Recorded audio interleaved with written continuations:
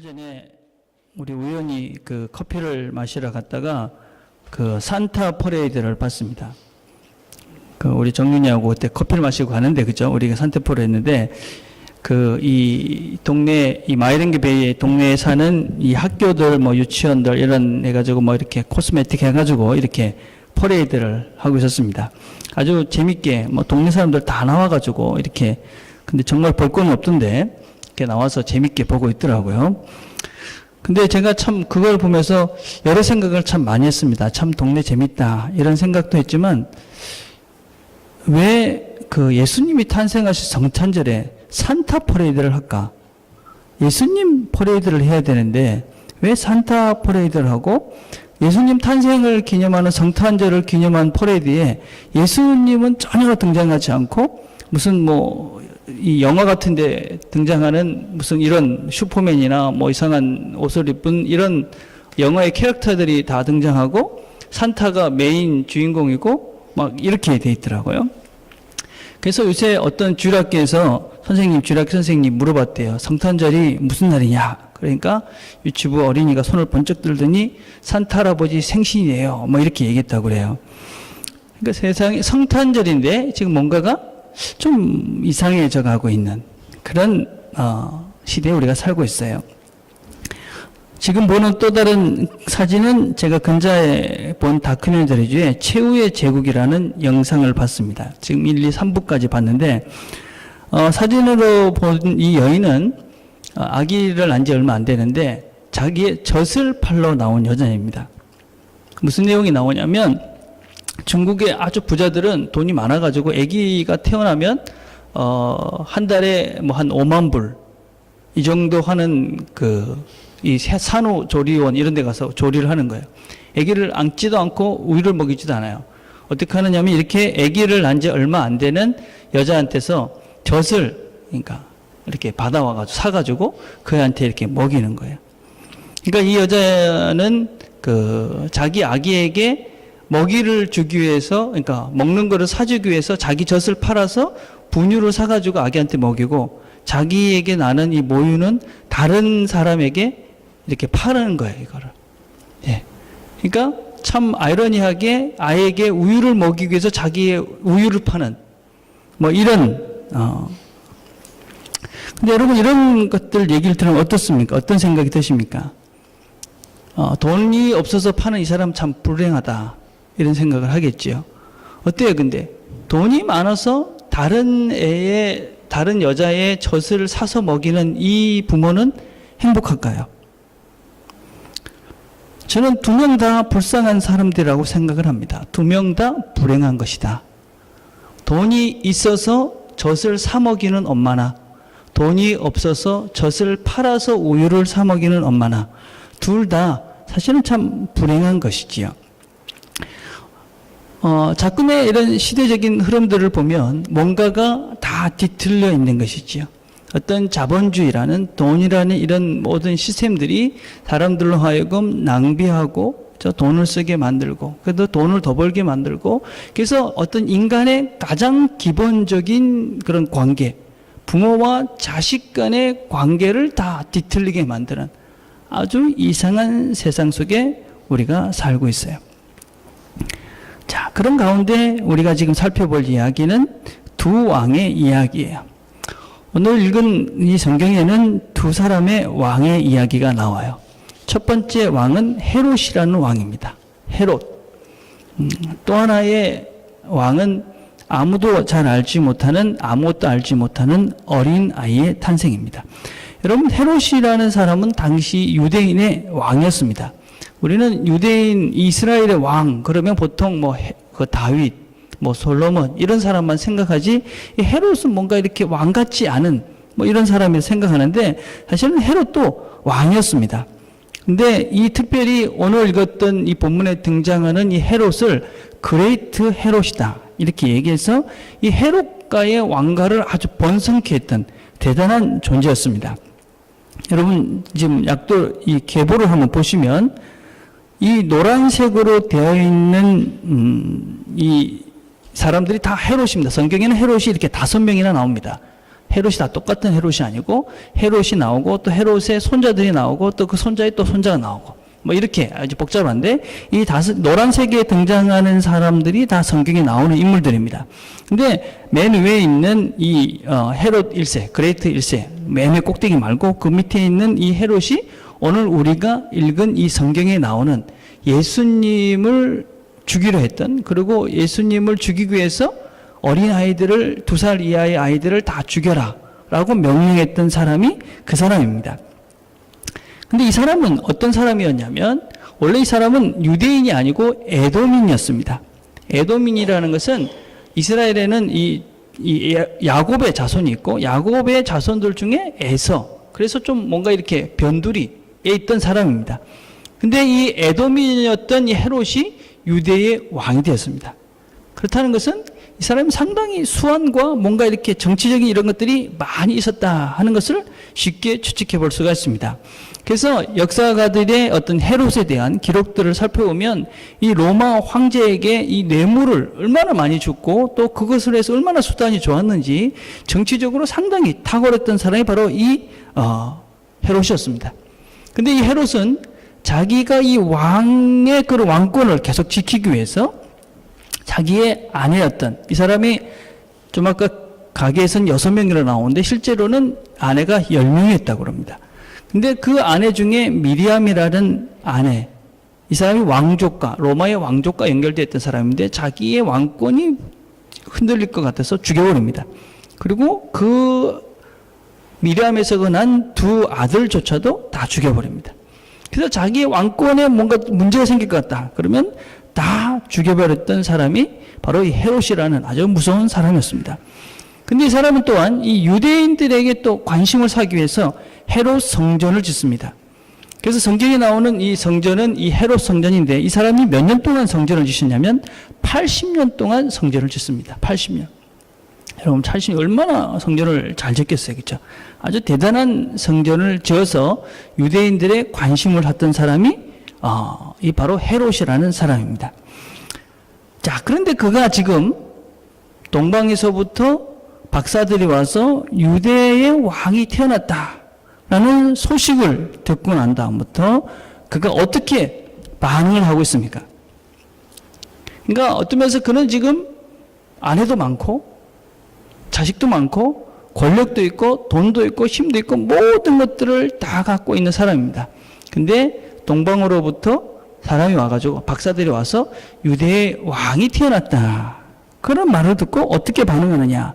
마태복음 오늘 읽은 2장 3절에 보면 헤롯 왕과 온 예루살렘이 듣고 소동한지라. 이 소동하다는 이 말의 원래 의미는 헬라어로 타라수라는 말인데 이 말은 그냥 뭐 시끄럽다 이 정도가 아니라 막 뒤흔들렸다, 뭐 당황하게 하겠다, 무서워했다, 뭐 이런 의미를 담고 있습니다. 그러니까 이스라엘이라는 나라는 오래전부터 메시아를 기다리고 있었습니다.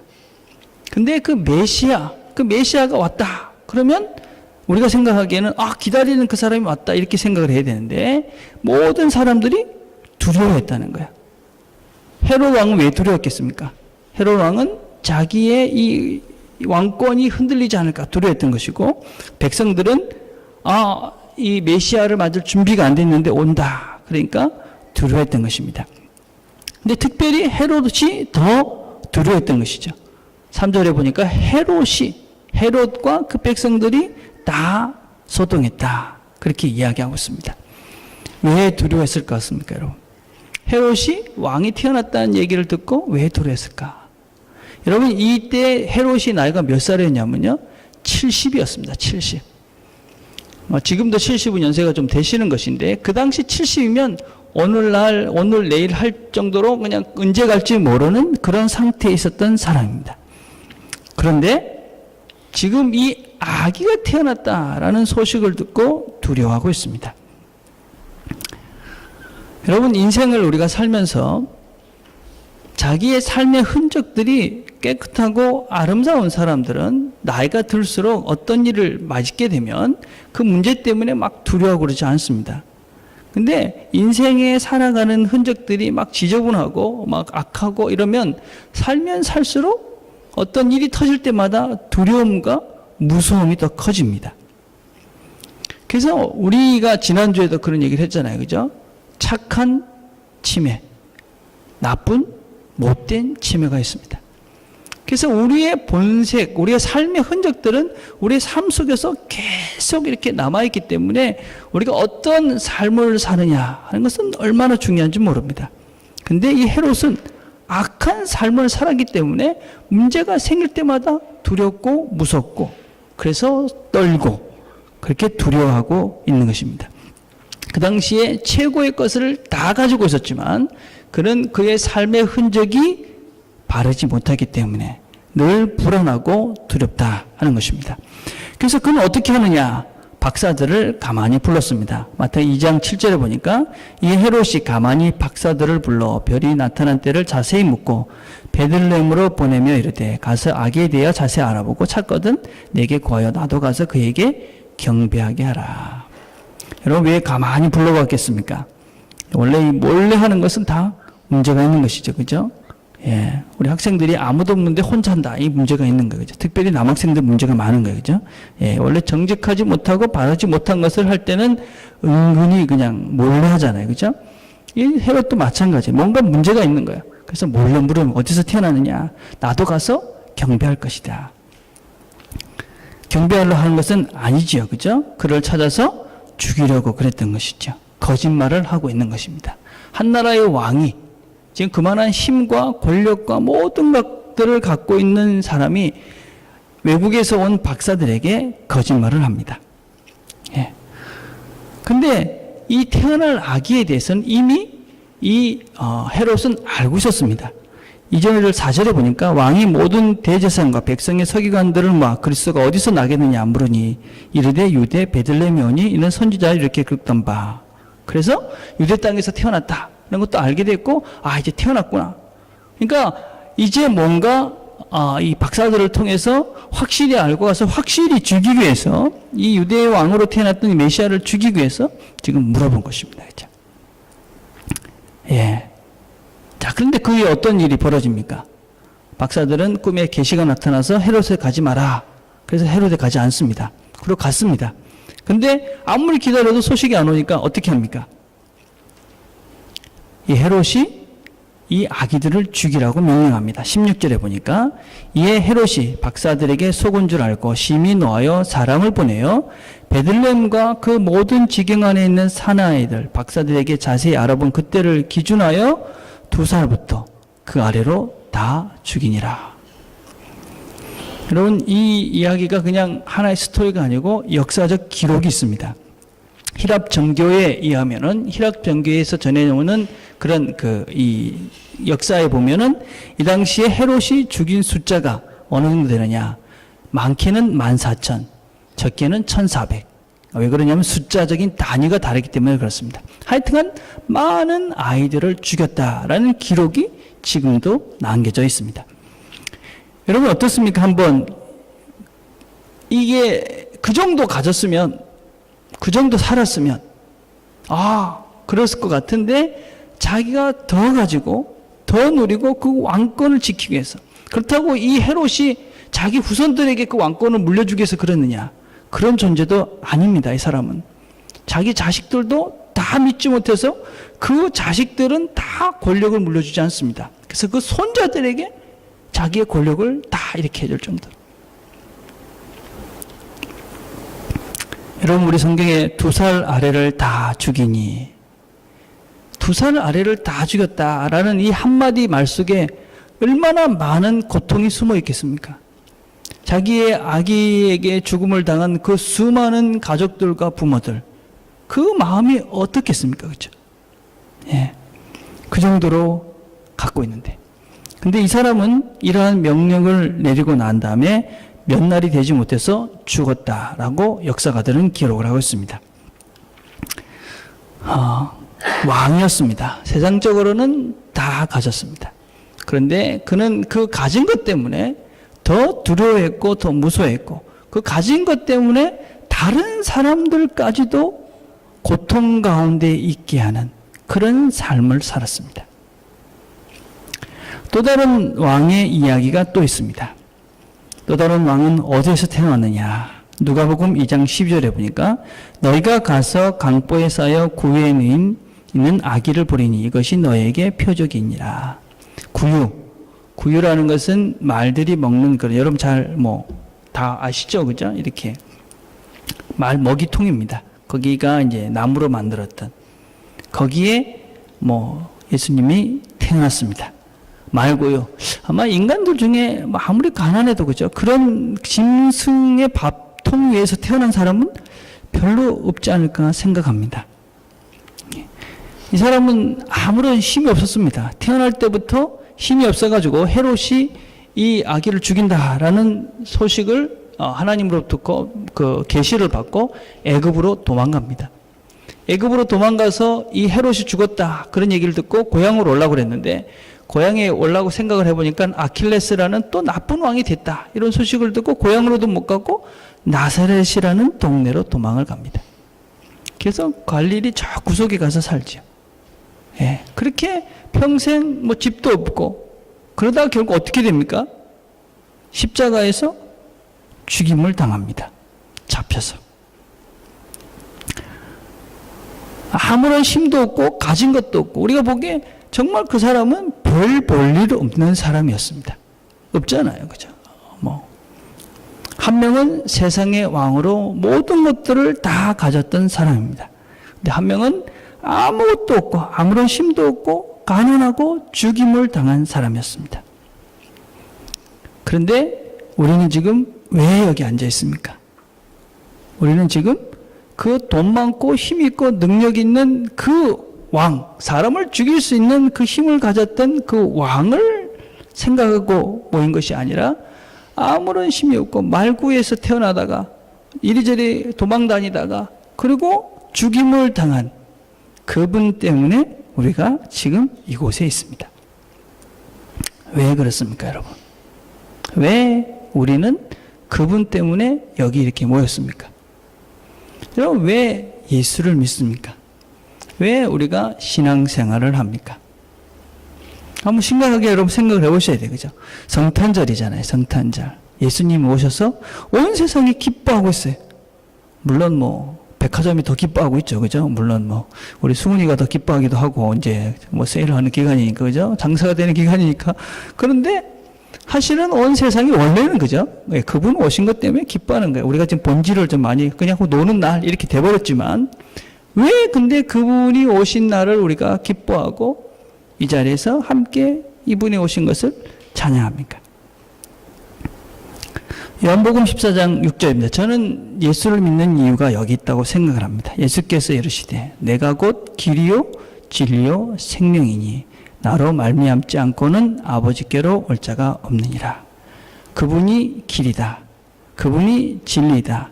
그리고 그분을 따라 살아가는 삶이 영원한 영생이다 하는 것입니다. 이런 박사들이 아기 예수를 만나고 난 다음에 기뻐하고 크게 기뻐했다. 그렇게 이야기합니다. 여러분, 그분을 만나서 정말 그분을 만나고 경험하고 되면 기뻐할 수 있습니다. 왜냐하면 그게 바른 길이고 진리된 길이기 때문에 그렇습니다. 여러분, 사람이 이렇게 물질로 얻을 수 있는 즐거움은 그래 오래 하지 못합니다. 그죠? 예. 이렇게 물건을 하나 샀어요. 그래서 야 좋다 그러던 것이 제가 쓰면 아이패드 이런 거 있어요. 처음에 살 때 정말 좋더라고. 처음 나왔을 때 딱 사가지고 야 진짜 굉장히 나는 이러면서 이제 막 이렇게 했는데 2 나오고 3 나오고 그러니까 지금은 이거 어떻게 처치하지 이런 생각밖에 안 들고 빨리 안 부서지나 이런 이상한 생각을 한다고요. 그러니까 그게 우리에게 절대로 만족을 주지 않아요. 그런데 우리가 살면서 이 삶의 길이 내가 살아가고 있는 것이 바르다, 옳다, 진리다. 그러면 그 삶 속에 정말 진정한 기쁨을 경험하게 돼요. 여러분, 예수를 믿는다는 것은 무엇이냐면요, 예수가 간 그 삶을 따라 살아가는 거예요. 그래서 그 삶을 따라가면 그것이 진리고 그 진리의 길을 따라가면 결국 우리는 영생을 얻는다는 믿음을 가지고 그분의 삶을 따라가는, 그냥 예수 믿는다 그냥 교회 와서 앉아서 그냥 뭐 잘못했을 때 회개하고 그냥 잘못했어요. 그럼 용서해 주세요.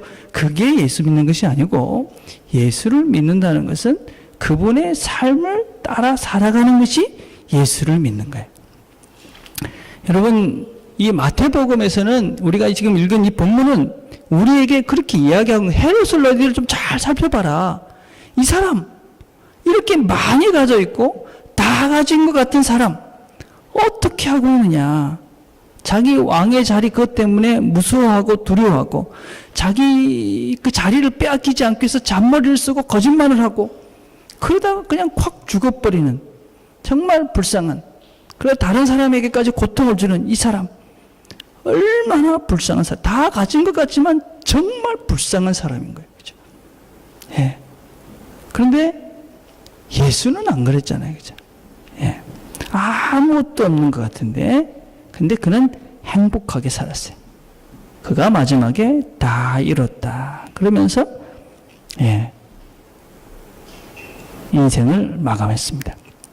여러분, 우리가 예수님의 삶이 어땠는지를 잘 기억해야 됩니다. 그분이 어떻게 세상을 구원했느냐. 뭐 문선명이처럼 돈이 많아가지고 그 돈을 가지고 다 그렇게 하지 않았어요. 그죠? 무슨 뭐 힘을 가지고 세상을 뭐 징기스칸처럼 뭐 세상을 다 정복해갖고 그 힘으로 그러지도 않았어요. 지식을 많아서 그렇지도 않았습니다. 그분이 우리를 구원한 방법, 우리가 그분을 믿는다 그러면 그분이 세상을 구원한 그 방법을 따라서 살아야 되는 것인데 그가 택한 방법이 무엇이냐.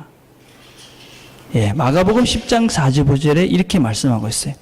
인자가 온 것은 섬김을 받으려 함이 아니라 도리어 섬기려 하고 자기 목숨을 많은 사람의 대속물로 주려 함이니라. 진리는 어떻게 따라가는 것이냐면요, 내 욕심을 채워가면서 내가 원하는 것을 이루어가는 것이 아니라 내 자신을 내어주고 내 자신을 희생하고 그래서 내 자신이 비워지고 그 속에 하나님이 담겨지는 것이 바로 진리의 길을 걸어가는 것이에요. 우리의 욕심으로 가득 채워져 있는 한은 우리는 어떤 면에서는 진정한 진리의 길을 걸어갈 수가 없어요. 예. 그래서 어떤 면에서는 쉽게 얘기하면 예수를 믿는다는 것은 내 자신을 희생하는 거예요. 내 자신을 내려놓는 거예요. 여러분 중에 그 이용규 씨라는 분 아시죠? 이용규 선교사 내려놓음이라는 책을 쓴 사람이에요. 여러분 다 아실 거예요. 어저께 제가 신문에 보니까 이분이 어떤 얘기를 했냐면 이분 내려놓음, 뭐 또 내려놓음, 더 내려놓음, 뭐 이래가 책을 많이 썼어요. 그죠? 아주 베스트셀러예요. 책을 많이 파셨어요. 그런데 이분이 그렇게 책을 막 팔고 잘 나갈 때 아내가 우울증에 걸린 거예요. 근데 이 우울증이 어느 정도로 심했냐면 아이들이 울면, 애기들이 울면 애기들을 그냥 땅바닥에 집어 던져가지고 그럴 정도로. 그러고 난 다음에 애기를 그렇게 던져놓은 그것 때문에 자기 자신이 자책이 돼갖고 막 죽어야 되겠다. 그런 자살을 시도하고 막 이런 아주 정말 시리어스한 그런 충동을 한 거예요. 근데 이때 이용규 선교사는 정말 잘 나갔대요. 그래서 책도 막 팔리고 강연도 하고. 근데 가정은 그냥 생각을 해보세요. 아내가 뭐 그렇게 뭐 죽겠다 하고 그러니까 이게 뭐가 되겠어요. 그죠? 그러면서 이분이 이런 얘기를 하더라고요. 결혼의 본질은 온전한 연합이다. 내가 먼저 죽지 않으면 연합할 수 없다. 나를 행복하게 해달라는 배고픔으로 상대를 보면 상대는 먹잇감이 되고 서로 묻고 뜯고 싸우고 피 흘리게 된다. 그러니까 이 부인과 이 남편과의 관계를 생각을 해보면 당신이 나를 행복하게 해줘야 돼. 그래서 행복하게 만들기 위해서 상대방을 이용하면 결국은 서로가 치열하게 물고 뜯고 그렇게 싸울 수밖에 없다는 거예요. 그죠? 그래서 내가 행복하기 위해서 상대방을 이용하면 결국은 둘 다 불행해질 수밖에 없다는 거예요. 그런데 신앙의 원리도 마찬가지라는 거예요. 나를 내려놓으면 하나님이 내 안의 주인으로 온전한 연합을 이루면 행복은 결과로 따라온다. 이게 무슨 얘기냐면 여러분 내려놓는다는 것이 무엇이냐면 뭐 여러분 내려놓는다 이렇게 얘기하는데 결국 내려놓는다는 말은 나를 희생하는 거예요. 희생하는 거. 내가 우리 가정에서 내가 내려놨다. 그건 나 자신을 희생하는 거예요. 내가 더 손해보는 것입니다. 예. 그렇게 내 자신을 희생하고 내 자신을 내려놓을 그때에 진정한 행복이 부산물로 온다는 거예요. 행복을 위해서 내려놓는 것이 아니라 내 자신이 비어고, 그게 바로 내 자신은 비어가고 그 속에 하나님으로 채워가는, 내가 진리의 길을 걸어가는 거예요. 예수의 길을 따른다는 것은 무엇이냐? 결국 내 자신을 희생시켜 가는 것을 이야기해요. 그렇죠? 예수님께서 이 땅에 오신 것은 무엇이냐? 바로 그렇게 자기 자신을 던져서, 자기 자신을 우리에게 주어서 우리를 구원하신 거예요. 우리가 예수를 믿는다는 것은 바로 그것이죠. 우리도 내 자신을 비우고 내 자신을 희생해서 다른 사람을 살리고 내 이웃을 살리고 내 아내를 살리고 가정을 살리고, 그럴 때 이게 내가 예수 믿는 삶을 사는 것이고, 그렇게 살 때 거기에 기쁨이 있고 거기에 행복이 있다 하는 것입니다. 여러분, 크리스마스는 바로 이 성탄절은 자신을 내어주신 예수님을 기억하고 내 자신도 그렇게 살겠다라고 결심하는 날이 바로 성탄입니다. 여러분은 어떤 왕이 되고 싶습니까? 헤롯과 같이 세상의 것들을 다 갖고 있는 왕이 되고 싶은가? 아니면 예수님처럼 아무것도 없고 결국은 자기 자신을 온전히 희생에 내어준, 그래서 영생을 누리는, 온전함을 누리는 그런 삶을 살고 싶은가? 내가 예수를 믿는다면 어떤 왕을 지금 섬기고 있는가 하도 생각을 해보셔야 합니다. 나는 어떤 왕을 섬기고 있는가? 내가 잘 먹고 잘 살고 더 크게 되고 뭐 이런 그런 헤롯 왕을 섬기고 있는가? 아니면 가난하지만 자기 자신을 비우고, 그리고 결국은 자기 자신을 다 내어놓았지만 결국은 진리의 길을 간 그 예수를 믿고 있는가? 예수를 섬기고 있는가? 한번 여러분들이 앞으로 어떻게 살 것인가 고민해보는 그런 성탄이 되기를 바라겠습니다. 기도하겠습니다.